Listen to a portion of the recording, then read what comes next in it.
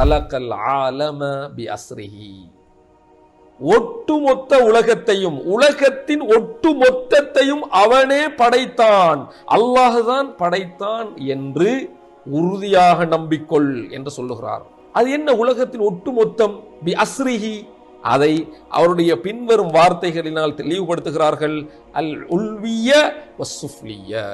அல் உல்விய மேல் லோகம், அதாவது அல் உல்விய என்ற வார்த்தையானது நிஸ்பத்தன் இலல் உலுவ், சுஃப்லி என்ற வார்த்தையானது நிஸ்பத்தன் இல சுஃபுல். அப்போ அல் உல்விய மேல் லோகத்தை படைத்தவனும் அவனே. மேல் லோகம் என்பதை கொண்டு நாட்டம் என்ன?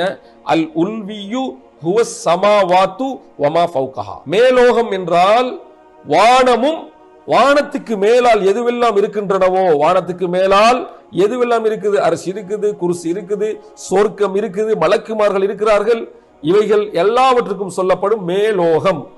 அதாவது ஆலமுல் உல்வி, ஆலமுல் உல்வியையும் அவன்தான் படைத்தான். வஸ்ஸுஃப்லி, சுஃப்லியை கீழோகத்தையும் அவன்தான் படைத்தான். கீழோகம் என்றால் அஸ்ஸுஃப்லியு ஹுவ அல் அரலூன் வமா தஹ்தஹா, பூமியும் அதற்கு கீழால் உள்ளவைகளும். அப்ப மேலோகத்தை படைத்தவனும் அவனே, கீழோகத்தை படைத்தவனும் அவனே, அர்ஷை படைத்தவனும் அல்லாஹ். அர்ஷ் என்பது அல் அர்ஷு ஹுவ அக்பரு மஹ்லூகாத்தில்லா ஜிஸ்மன் அவு ஜிர்மன். அல்லாஹ் படைத்த ஜட பொருட்களில், சட பொருட்களில் மிக பெரிய அளவை கொண்ட ஒரு படைப்பென்றால் அது அரிசி தான். நாங்க உலகத்துல நமக்கு தெரிஞ்ச எவ்வளவு பிரம்மாண்டமான படைப்புகளை பார்க்கிறோம். யானையை பார்க்கிறோம், இன்னும் எவ்வளவு பெரிய பிரம்மாண்டமான ஒரு படைப்பு யானை. பெரிய மலையை பார்க்கிறோம், கல் மலைகளை பார்க்கிறோம், எவ்வளவு பெரிய பிரம்மாண்டமான மலை.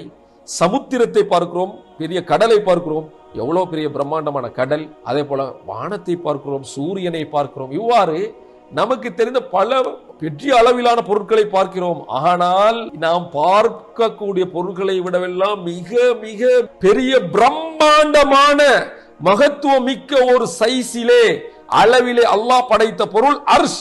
அதையும் அல்லாஹ் தான் படைத்தான். ஏன்? மேலோகத்தை படைத்தான் என்றால் மேலோகத்தில் தான் அரிசி இருக்கிறது, அதையும் அவன் தான் உருவாக்கினான். அரிசின்னு ஒன்று இருக்க இல்லை, அல்லாஹ் தான் அதை உருவாக்கினான். வல் குர்சிய, அதுவும் மேலோகத்தில் இருக்கக்கூடிய ஒன்றுதான். அந்த குர்சியையும் அவன் தான் படைத்தான். தொடர்ந்தும் ஃபஹ்ருத்தீன் இப்னு அஸாக்கிர் ரஹிமஹுல்லாஹ் அவர்கள் சொல்லுகிறார்கள்,